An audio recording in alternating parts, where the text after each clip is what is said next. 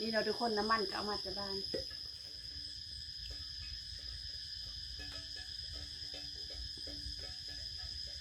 น้ำมันพอดีมืดเลยทุกคนเอามาจากบ้าน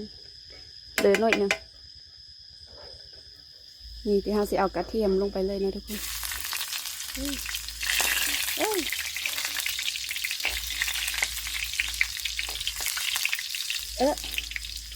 น้ำมันกระเด็น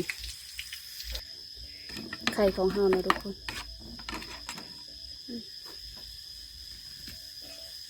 ถอกลงไปเลย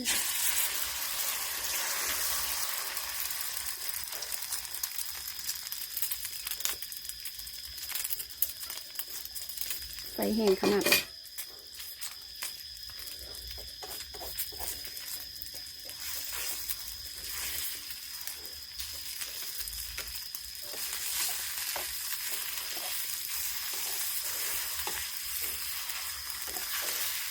ทอดไข่ใส่หมากคิด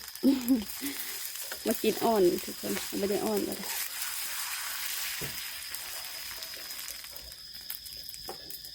น้ำมันมันน้อย